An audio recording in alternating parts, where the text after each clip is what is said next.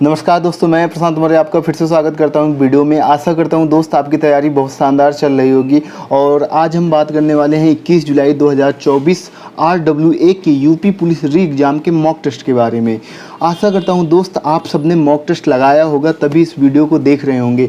अगर आपने mock test नहीं लगाया है तो आप पहले मॉक टेस्ट लगाएं, फिर उसके बाद इस वीडियो को देखें, तभी आपको फ़ायदा होगा। आप यहाँ पे बिना मॉक टेस्ट लगाए अपना टाइम बेकार ना करें।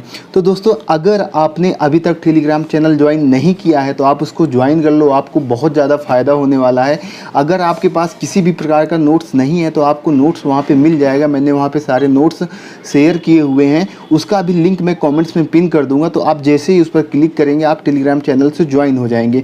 तो दोस्त, आज के मॉक टेस्ट के बारे में मैं बात करूँगा कि मेरा स्कोर ओवरऑल कितना रहा है, सब्जेक्ट वाइज कितना रहा है, घटा है या बढ़ा है, सब चीज़ के बारे में बात करूंगा। और मैं आपको थोड़ा सा सब्जेक्ट वाइज आपको बताऊंगा कि आपको लास्ट टाइम पे कौन कौन से सब्जेक्ट में क्या क्या कितना कितना टाइम देना है। एक बार मैं आपको लास्ट टाइम पे इसके बारे में बताऊंगा।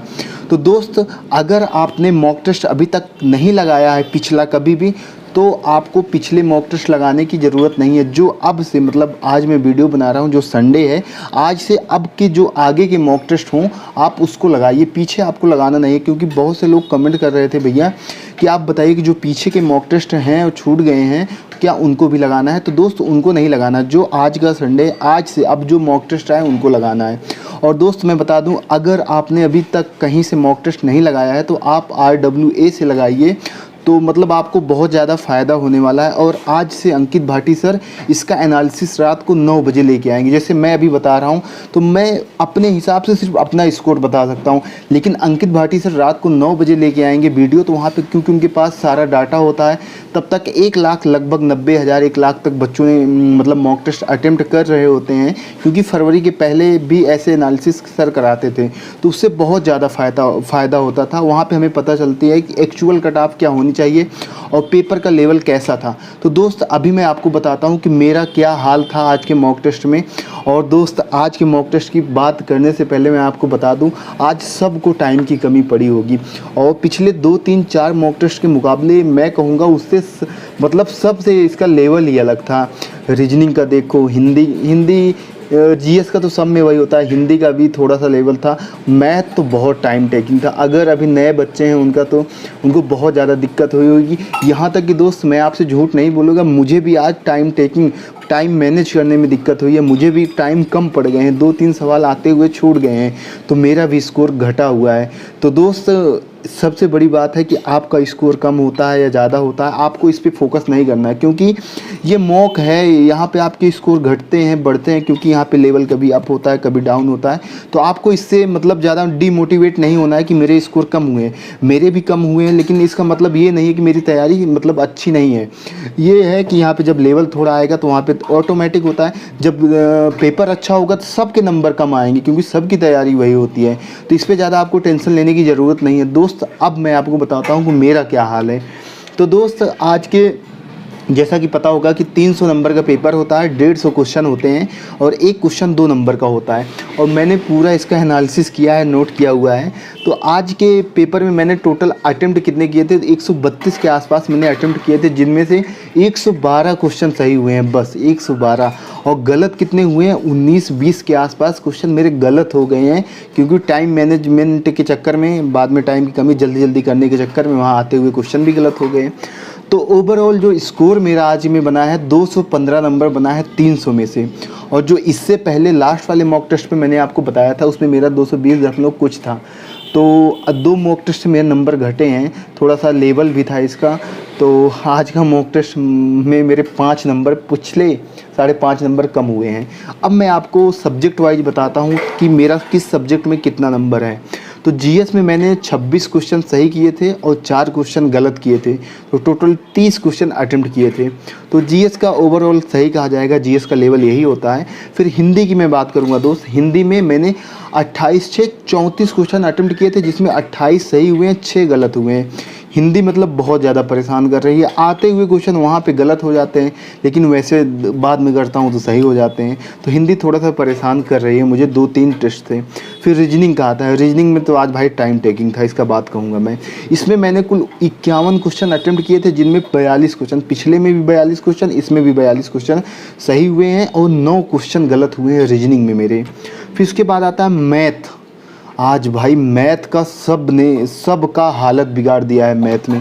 मतलब इतना टाइम टेकिंग क्वेश्चन कि अभी आप 6-7 मॉक लगाए होंगे ना, तो आपको पता चला होगा कि आज का मॉक का क्या लेवल था।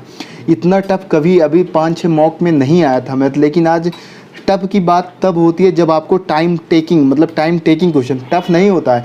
जब आपको करने में टाइम लगने लगता है तो वही मतलब पेपर टाइम टफ हो जाता है। तो आज का जो मैथ था काफ़ी टाइम टेकिंग था। इसमें आज मैंने 16 क्वेश्चन कर पाए हैं, बस 16 क्वेश्चन कर पाए हैं, जिनमें से मतलब 17 क्वेश्चन तो किए थे, 16 सही हैं, 1 गलत हो गया है मेरा और 2 क्वेश्चन आते हुए छूट गए हैं। तो ओवरऑल ये मेरा स्कोर था। और आशा करता हूँ दोस्त आपकी तैयारी बहुत शानदार चल रही होगी।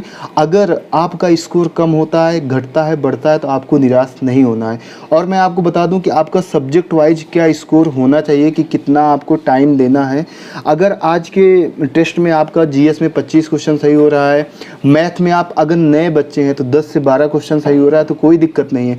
अगर आप नए, मैं बता रहा हूँ जो शुरुआती में हैं, अगर वो रीजनिंग में आप 30-32 क्वेश्चन सही कर रहे हैं तो बहुत शानदार है। और हिंदी में 25 प्लस तो होना चाहिए, चाहे किस कैटेगरी से हो आप, तभी आपका हो पाएगा।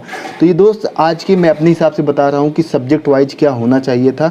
और दोस्त आज मेरे स्कोर घटे हैं तो मुझे भी थोड़ा सा फील हुआ कि हाँ आते हुए क्वेश्चन गलत हो गए हैं। तो मुझसे मतलब ये सही नहीं हो रहा है कि आते हुए क्वेश्चन कैसे सही करें, हर टेस्ट में यही हो जाता है। तो कुछ समझ नहीं आ रहा है क्या किया जाए। और आप लोग बताइएगा दोस्त, आप कमेंट करके कि आपका कितना स्कोर रहा है, कितने क्वेश्चन आते हुए गलत हुए हैं, कि स्कोर बढ़ा है घटा है। आज मैं थोड़ा सा, मुझे भी आज दिक्कत हो रही है, क्योंकि 3 टेस्ट से लगातार कि आते हुए क्वेश्चन गलत हो रहे हैं। जितना कोशिश करता हूं कि आते हुए क्वेश्चन गलत ना हो, उतना भी आज भी मेरे 8 से 10 क्वेश्चन आते हुए, ओवर तो 19-20 क्वेश्चन जो गलत हुए उसमें 8 से 10 क्वेश्चन आते हुए गलत हुए हैं। तो दोस्त आज का ये पूरा खाका था जो मॉक टेस्ट का। और जो मैं आपको बताऊंगा कि आपको तैयारी में, अब लास्ट टाइम चल रहा है तो आपको ज़्यादा टाइम जीएस में, मैं नहीं कहूँगा कि आप जीएस में ज़्यादा टाइम दो, क्योंकि उसमें जीएस मतलब आप, मैंने बताया भी है कि जीएस में बहुत ज़्यादा पोर्शन है। तो आप हिंदी को अपना हथियार बनाइए, हिंदी आप 2-2.5 घंटे दीजिए। रीजनिंग में आपको 2 से 2.5 घंटे देने हैं और 2 से 2.5 घंटे आपको मैथ में देने हैं, जिसमें एक प्रैक्टिस सेट आपको लगाना है ऑनलाइन, और 1 घंटा, 1 से 1.5 घंटा आपको सेल्फ प्रैक्टिस करनी है सिर्फ अपने नोट्स की। तो दोस्त आपको यही करना है, आपका टाइम टेबल भी यही होना चाहिए। और जीएस में आपको बहुत ज़्यादा परेशान होने की ज़रूरत नहीं है, क्योंकि मैंने जैसे आपको बताया कि आप लोग बहुत ज़्यादा कमेंट करते हो, टेलीग्राम में देखता हूँ और वीडियो पे कि भैया जीएस में, मैंने आपको बताया है कि जीएस में आप परेशान मत हो। जीएस की जगह आप किसी और सब्जेक्ट को फोकस करो ना, हिंदी को फोकस करो। रीजनिंग मैथ ही इतना आसान सब्जेक्ट है। जीएस में मैंने आपको बताया है कि यूपी जीके और जियोग्राफी और पॉलिटी इतना पढ़ लोगे, अगर आपका 18 से 20 क्वेश्चन बन जाता है, अगर 2-3 महीना आपको तैयारी होते हुए हुआ है, तो आपका जीएस में स्कोर गलत नहीं है, आपका जीएस में स्कोर सही है। और जीएस में आपको ज़्यादा टाइम वेस्ट करना नहीं है। और दोस्त परीक्षा का लास्ट समय चल रहा है, और जब तक आपकी परीक्षा नहीं हो जाए तब तक आपको लापरवाही नहीं करनी है। आपका जो शेड्यूल है आपको उसको शेड्यूल पूरा फॉलो करना है। और कल मैं आपको एक वीडियो डालूंगा कि मेरा कितना शेड्यूल है, मैं किस सब्जेक्ट को कितना टाइम दे रहा हूँ, तो पूरा मैं आपको बता दूंगा। क्योंकि आप सबका बहुत ज़्यादा कमेंट आया कि भैया आप बताइए कि आपका शेड्यूल क्या है, आप कितने मतलब टाइम देते हो किस सब्जेक्ट को। इसके बारे में कल सुबह 10-10:30 बजे के पास एक वीडियो आ जाएगी। अगर दोस्त आपको ये वीडियो पसंद आई होगी तो लाइक कर देना, और प्लीज़ एक बार कमेंट्स कर देना कि आपके स्कोर घटे हैं बढ़े हैं, इन सब के बारे में बता देना। और दोस्त अगर आपने टेलीग्राम चैनल ज्वाइन नहीं किया तो ज्वाइन कर सकते हो। वहाँ पे मैंने आपको अब थोड़ा मैं बता दूँ, जीएस के स्टैटिक जीके को छोड़कर जीएस में जितने भी सब्जेक्ट होते हैं सबके मैंने शानदार नोट्स दिए हुए हैं।